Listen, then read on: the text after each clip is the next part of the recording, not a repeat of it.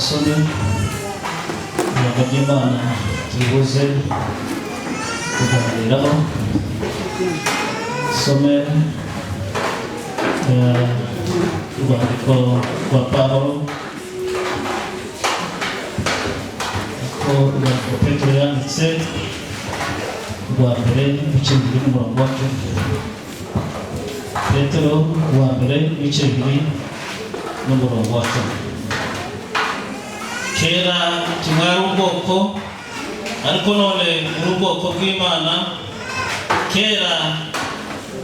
murakababarirwa ariko none mwarababarirwa. Dusubire muri iryo jambo. Kera ntimwari ubwoko ariko none uri ubwoko bw'Imana. Kera ntimwarakababarirwa ariko none mwarababarirwa. Usome kuri murongo mugufi igitabo cy'umuhanuzi wa Isaya igice cya 1 n'umurongo wa 16.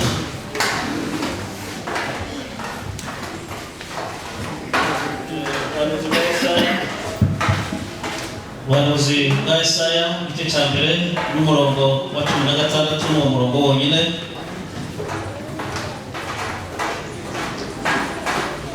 Nimwiyuhagire mwiboneze ukureho ibyaha byo mu mirimo yanyu bive imbere yanjye mureke gukora nabi aba. Shimira Imana iduhaye ibihe zo kuba hano hantu mu by'ukuri ahantu kuri eneo zacu z'akarere na iwacu, ariko kuhagera biza bitworohera kandi tutahaciye. Niyo ngeduye ko mu nkengero z'uyu mujyi ariko si kure gukora muri Kayole buri munsi, ariko kuba mu gitaramo by'ukuri si kenshi. Shimira Imana ikiri inzira kugira ngo ubashe kuba hano hantu. Imana ishimwe cyane. Ndabizi ko muri abakristo bacu muri ingabo zacu ziri ku rugamba. Aha muri kwirondo ryacu twese ko tungana. Ijoro murara, amanywa murara, ni twebwe murara ijoro. Hariya Pawulo yandikira ab'Ikorinto yigeze kubivuga arabyandika aravuga ngo baza bakeka yuko turi abakene banyuma, ariko abacira amarenga arababwira ngo dutungishije benshi. Igitungishije benshi ni amasengesho, ni amavi y'abantu. Umutekano dufite mu kuryama, mu kubyuka no kwirirwa biva mu masengesho y'abandi baraye ahawe. Umutekano w'iki gihugu, umutekano w'iwacu ruguru dufite mukeya twifuza ko twabona mwinshi, uzava hehe? Uzava mu mavi y'abasenyi babo. Sekirite rero kubera ko muryamye iruhande rwa sekirite zacu muri abagaciro. Ibindi bihugu bikomeye biza agaciro ka sekirite, ingengo y'imari nyinshi ijya mu mutekano, kandi umutungo w'igihugu uremereye cyane ni umutekano. Iyo mubona ibihugu kongera kungahaye ku mafaranga n'ibindi, ariko ntibitunze umutekano. Igihugu gikomeye ku isi ni igitunze umutekano. Kuko ibyo mwebwe muturari ijoro tukasinzira, tukavuka, tugacuruza, tukaryama mu gace gutyo, muraba agaciro imbere y'Imana. Reka amasaha dukomere Imana bashimishe cyane. Ndabashima rero kuko mwadutekereje muheruka iwacu twari twabatumyeho kuzaza kubana natwe, mugezeyo namwe mwongera kandi kuduhamagara kugira ngo tuzabane muri kino gitaramo. Turashima Imana rero kuko mu by'ukuri Imana isohoje uyu mugambi tuba turi aha ngaha ku mpamvu z'ijambo ry'Imana. Ndabahaye ikaze rero. Shima Imana kuko twagendanye n'abakristo bacu tuba turi kumwe ngaha. Imana yabahaye inama mu buryo bwo kuza ngo tubane, Uwiteka ahabwe icyubahiro. tugiye kuganira ijambo dusomye hano mu rwandiko rwa Petero. Sindi buvuge Petero igihe yandikiye amagambo, sindi buvuge n'ibice bigize iki rwandiko rw'iwe, sindi buvuge igice cyane mu rwandiko rwa mbere n'urwa kabiri byagutwara umwanya. Nahita nja ku ntego y'ijambo nsomye. Somyemo amagambo abiri gusa, kera na none. Tugiye kuganira kera na none. Uko birumvikanye yemwe. Tugiye kuganira ijambo rivuga ngo kera twari bande, uyu munsi noneho turi bande. Iyo mubona tuzina dutya tugatamba tukazenguruka tukaririmba tukishima, zenewe kwibagirwa aho twavuye. Ariko uyu mwanditsi aravuze ngo kera ngo ntimwari ubwoko. Mbese uko abantu bari bameze bati, ariko none ngo muri ubwoko bw'Imana kera. Tegura aya magambo nabanje kuja ku baririmbyi nibo bazavuga neza uko twari tumeze kera.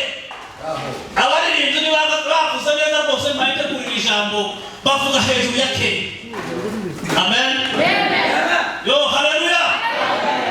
Iyo uririmbye indirimbo ya 90 izivuga ngo nari kure y'Imana mu ngoyi ngo ntazi ko nabosha. Alishomeka hano pabohewe kandi ibyago simenye ko mujwe. Nari kure y'Imana, iriya kure cyane, hagati yanjye n'Imana hari umworera, sinabashaga gushingira Imana. Umuririmbyi aravuga ngo nari kure cyane y'Imana kandi naho kure ngo ni mu ngoyi ndibakanuje. Ariko none uko twari tumeze, ubundi nawe arasimbukira wa 224 ngo twari turushe twiganyira ngo twihebye. Twari turushe twaraguye agacuho, ngo twiganyira twihebye, tabyiringiro namba twari dufite ngo twarahantu ibyiringiro byarakamye burundu. Sani kuva muri Edeni, umunsi Imana itandukana natwe, Imana yasubiye mu cyicaro cyaho mu buturo bwayo, natwe turoromba tuba turaciwe ku ngoma turagenda. Ngo twariho twiganyira ngo twihebye. Ni muri rindi nawe arahasubira aravuga ngo oya, ni umuririmbyi w'indirimbo z'ibihimbano waririmbaga ngo nanyuraga mu nzira inyerera impande zanjye zose wari ibinyogo zose uko zingana. Imana yadukuye kuri rero ngo nagendaga ibiteka byose nigengesera. Iyo uzi kuko ahangaha hari danje n'ahangaha hari danje, uzi ugenda gahoro kugira ngo utagwa ahantu cyangwa ntugwanga. Ngo impande zanje zose ngo zari ibinyogo uko zingana. Ariko muri ubu hantu twari turi nta bw'inyagamburo, nta kwinyeganyeza, nta kugira gute, impande zacu zose zari inyuma. Uwa 424 aravuga ngo iteka nagendaga ngo namerewe n'ibyaha, ngo ntagire ikibasha kumara ubwoba. Biri mu Kristo ni by'indirimbo. Musa yahirwa ku musaraba, yari yaragenze urugendo rurerure cyane, ahura n'abagabo benshi, ahura n'abamama benshi banyarukundo, ahura n'imisozi mishya izamuka, ahura n'abagabo b'inararibonye. Wari kwabura umuntu wo mutura umutwaro yarahetse mu bitugu, abura umuntu wo mutura uwo mutwaro. Saturi kumwe bene data bana bamusha cyane ko muri maso zakunda abantu baba maso. Ariko bati baranze iyo mbanga umuntu usinziriye nzano barakata no mutunguro rwose ndavuga nanga umuntu usinziriye bate Mukristo warahinduka, yaremerewe cyane, asohotse mu rugo iwe n'abana biwe, abana bamutumbiriye, umugore amutumbiye ngo aravuduka barirukanka kandi abavuduka aremerewe n'umuzigo uremereye cyane. Waragenda ngo buri muntu wo muturo mutwara, waragenda bahinduka ku musaraba, wagana ku musaraba batumbira umusaraba. Haleluya. Wabonye umusaraba wawubonye, umutwaro yarikoreye wose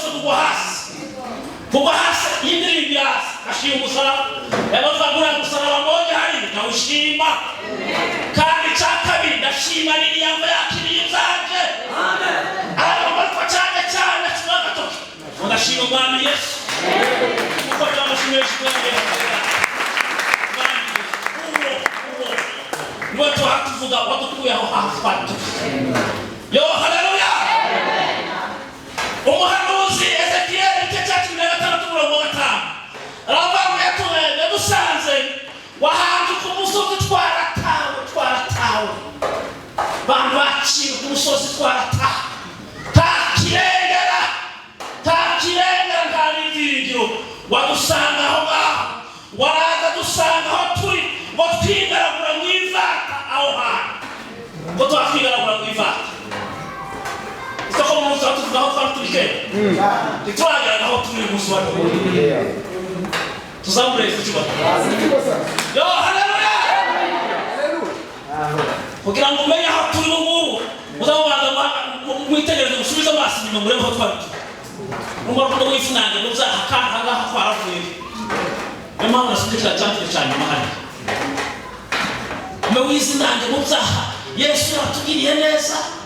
akava mu ijuru akikorera ibyacu warangiza komeza kandi akadusubira yiye kandi mahari yo haleluya Ezekiel aribona basanga ngo turahanze ku musozi nta byiringiro ngo twaratawe ku gasozi ntawe dufitiye imbabazi wagenda ngo duciyeho wari Kristo Yesu waducaho batubane batugirira impuhwe baravuga ngo nimubeho n'ubu turiho ubu yo haleluya kuva uwo munsi turiho n'uyu munsi turiho kandi tuzahoraho iteka ryose twongere dukumire data bashimire yewe Paulo warabivuga hariya mu gitabo cya Efeso igice cy'ibiri murongo wa 5 aravuga ngo twari dupfuye ngo tuzize ibyaha byacu n'ibicumuro twari dupfuye tuzize ibyaha n'ibyaha byacu n'ibicumuro twari dupfuye katuje kuri none ko faso okera twari ubwoko kera twari ubwoko ariko none uyu munsi wa none utwahe bitugomba kwimana kera twari ubwoko mwumva twari tumeze uko vuze bikeya kubera Imana vuze bikeya simbutse byinshi uko twari tumeze none reka nishire uko tumeze ubu yo haleluya Yesu ahimbaza cyane usoma mu gitabo cya Petero wa mbere igice cy'umurongo wa 10 ya wa 13 njyana bariko none mwamba urubwoko bw'Imana ngo mwarabariwe ngo mwageze ku musaraba twarababariwe kandi ngo turi ku musaraba amen usomye mu rwandiko rw'Abefeso igice cy'umurongo wa 13 aravuga bariko none kuko muri Kristo Yesu ngo mwebwe bari kurekera ngo wigizwa hafi ngo n'amaraso ya Yesu uwo muri mahoro yacu amen mwebwe bari kurekera bariko ngo wigizwe hafi ngo n'amaboko y'Imana n'amaboko y'imbabazi z'Imana twebwe twari nta data wadupfuye nta bene wacu nta mwami nta muyobozi nta bikomangoma cyabikuye ahantu twavuze ariko ngo Yesu bwiwe kubw'imbabazi ze nyinshi wadukura yo haleluya yadukura yate usoma mu gitabo cya Kolosayi ibice by'umurongo wa 14 yaravuze ngo yanaguye ibyaha byacu zose yo haleluya yafashe ibyaha byacu zose warabisiba byabaga biri ku rupapuro hano batwarandikiwe ibipapuro kuja gufata inuma kwikorera ihene intama amapfizi byari byaranze ku rupapuro hano ariko ngo yasaze afata urwo rupapuro araruzingazinga haleluya afata urwo rupapuro araruzingazinga waruwamba ku musaraba arubamba ku musaraba ibirego byacu byose byakunda gushaka ihene n'amatungo n'inyoni n'ibindi byose afata urwo rupapuro araruzingazinga aza kurubamba hano ku musaraba akora ikindi kintu gikorwa cyiza kiremereye cyane wahembura n'abatware ku mugaragaro abakoze isoni warangije wabivuga hejuru ngo kubw'imbaraga z'uyu musaraba yo haleluya wabivuga hejuru bidasubirwaho nico gihe ahera hakingutse turinjira tuba twinjiye ibwami maze tuba dushingiriye igihugu cyo mu ijuru yo haleluya noneho nihuse rero tumaze kwinjira ibwami yadukoreye iki twahawe ibintu bigana muri bitanu nihuse cyane kuko tubirangiza sinjira aho amen duhinduka abana b'Imana icyo cyo cya mbere yadukoreye twahindutse abana b'Imana icya kabiri twasingiriye intsinzi ya burundu twebwe intsinzi ya burundu nta gusubiramo nta repesaje nta reviziyo intsinzi ya burundu icya gatatu iradufata twabona kure y'Imana oya mitwegereza Imana noneho rero itwegereza Imana mwicara itwegereza Imana urumva nzinzi iradufata twese uko tungana abamumenye bose bakizera izina rye yarabafashe bose baragenda begereza Imana nicyo kintu cya gatatu ngira ngo muri izi igiye gukora ikindi kintu gikomeye iragushinganisha wibesha satani n'abambari ba iragushinganisha abantu bashinganisha iradushingana atansiyo kuri ubu bwoko bwaje zabukoraho yo haleluya icyanyuma icyo nsoreza itumara ubwoko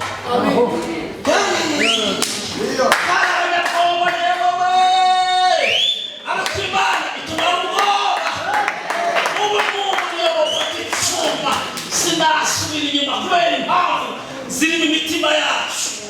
impamvu reka nayo kuhava ndavuge ko iki cyane Yesu ahimbaza turi kuba tujyana kuri amagambo korani kuratana duhinduka abana b'Imana byabiciga byari byaragowe byahoraga byiganye iteka Uwiteka arabafata bose duhinduka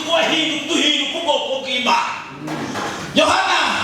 igice cya mbere n'umurongo wa 12 haravuga ngo icyakora babamwemeye bose bakizera izina rye ngo yabahaye ubushobozi bwo kwitwa iki abana b'Imana biturutse kuki ayongera akandi kantu keza cyane baba bantu ngo ntibazawe n'abagore n'abagabo oyaye ngo bazawe n'ikirembe n'Imana n'umwuka we nk'uko umuntu watubyaye udasanzwe abandi bazawe n'abapapa n'abamama twebwe ubwoko bw'Imana kuko turi abantu abamumenye bose bakizera izina ry'iwe abandi bazawe n'abamama n'abapapa bazawe n'imbaraga z'umwuka wera aho niho dukomoka twebwe abazawe n'imina na data wo mu ijuru twe twokomera amashyi menshi cyane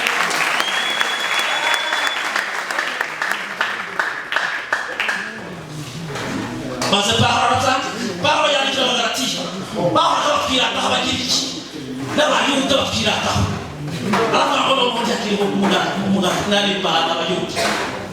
arandika ijambo noneho ntihakiriho umuyuda cyangwa umugiriki ntihakiriho imbata umudendezo kuko twese turi umwe muri Kristo Yesu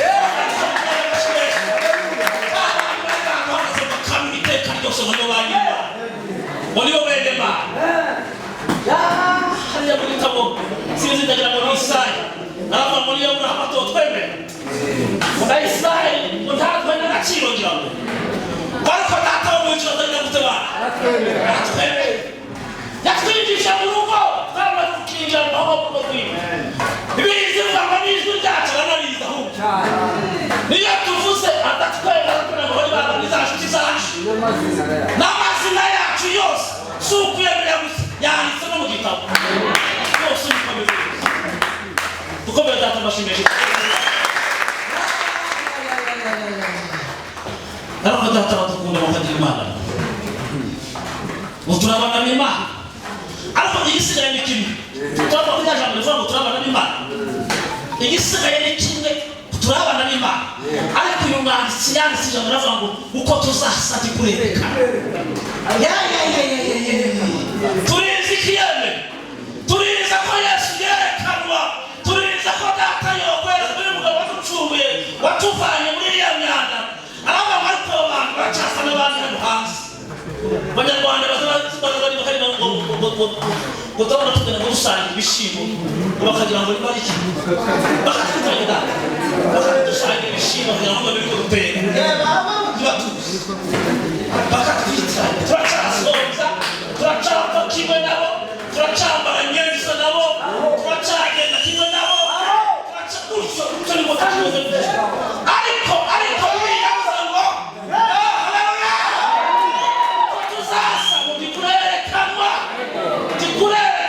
ishusho niraba niraje takundira wachasa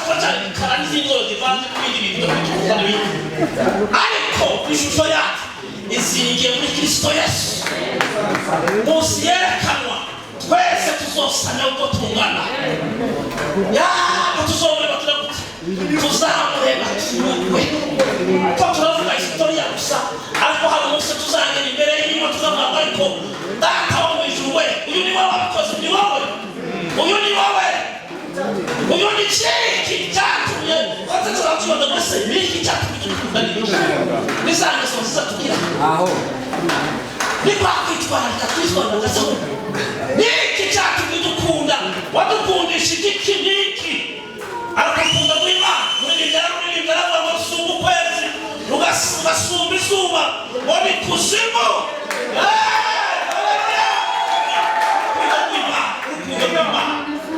rukundo rw'Imana rugera ari kusumire ko hasi nico tuzomubaza bose badukunda iki nitugana mu bwami bw'Imana esahimba ikindi kintu yadukoreye tujya kuca kabiri twaratsindishijwe bene data turi mu nsinzi ubu turi mu nsinzi turi muri celebration y'intsinzi twaratsinze hari intambara tukigira igisigaye gusa no kuja mu ijuru ni ukuri kose igisigaye no kuja mu ijuru data yarwanye intambara zose izari kuduha mu muriro izari kuduhamba zose yarazirwanye zose kandi zose yarazitsinze zo twozingana hano mu gitabo cy'Abaroma mu gice cya 8:3 avuga ngo abatoranyije kera ngo yarabahamagaye abatoranyije kera yarabahamagaye kandi abahamagaye yarabatsindishirije kandi abayatsindishirije urabahaye ubwiza akamurungo mu vene abatoranyije kera yarabahamagaye kera babaje bari kandi abatoranyije yarabatsindishirije kandi abayatsindishirije yabahaye ubwiza ubu turi mu bundi bwiza nuko abisi batatuza ko turi mu bundi bwiza bene data izankoze ivuga ngo twicaye mu ijuru mu buryo bw'umwuka aho niho ducumbitse turi mu ijuru mu buryo bw'umwuka turyamyeho niho turi iteka ryose naho tubarizwa iwacu ni mu ijuru naho niho tubarizwa Imana ivuga by'ukuri ngabona turangije kera yarabahamagaye ngo abo yahamagaye yarabatsindishirije abo yatsindishirije ngo yabahaye ubwiza Abaroma igice cya 5 umurongo wa 1 navuga ngo twatsindishirijwe no kwizera ngo dufite amahoro kuva ku Mana ngo no ku bwami ngo no ku mwami wacu muri Kristo Yesu witeka ryose ngo dufite amahoro ngo tugenda n'amahoro turi imboho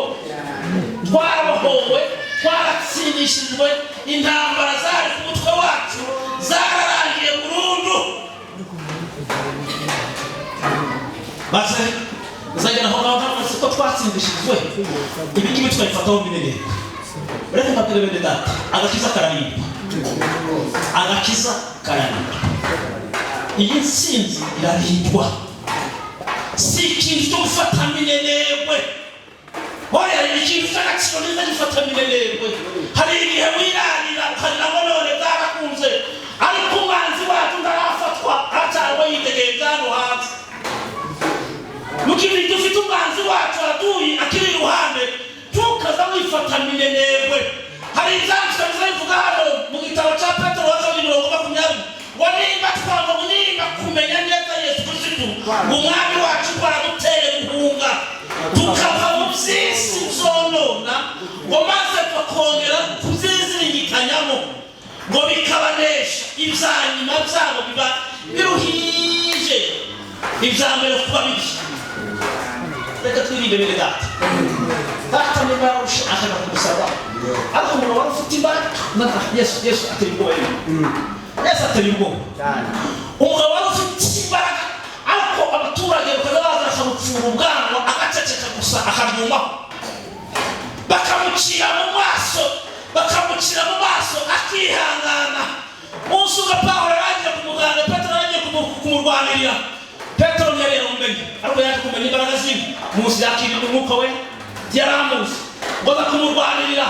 amubonye ngo bamusumiye ngo afata n'icyuma yari afite ku itako akeba umuyuda umusirikari ngo arambika ugutwi ko hasi Yesu aravuga ariko ntunzi ibibazo byawe ntunzi rwose twaragendanye nawe wa mwana we ntunzi rwose tijewe nzagendana n'ingabo zitabarika ushatse nahamagara data uri mu ijuru wafite za miliyoni nahamagara miliyoni 10 kandi ndagurwanye n'abasirikari 600 imwe gusa yonyine gusa yandwanira rusanga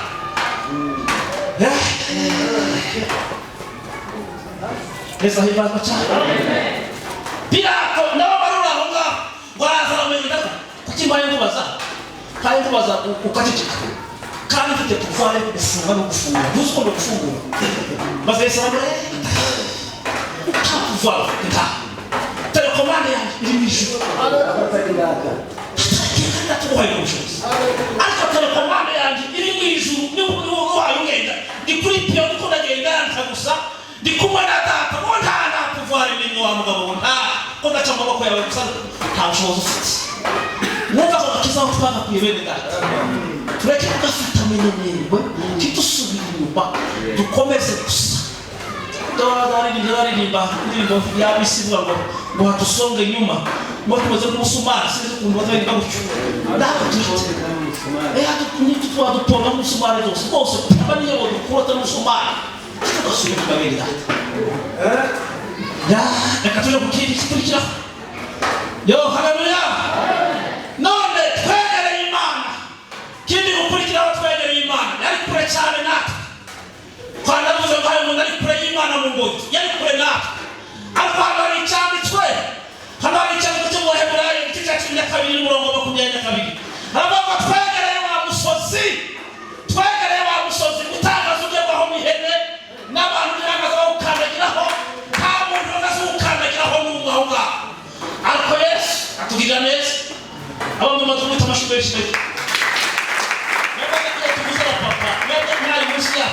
yo bwari ibindi tumuza abapapa mwebwe bose hamwe n'abana babo kibagarwaga nta muntu n'umwe wamubazi nta hantu hari handitse na ana ego kuri mwene ariko datoje aturunga twese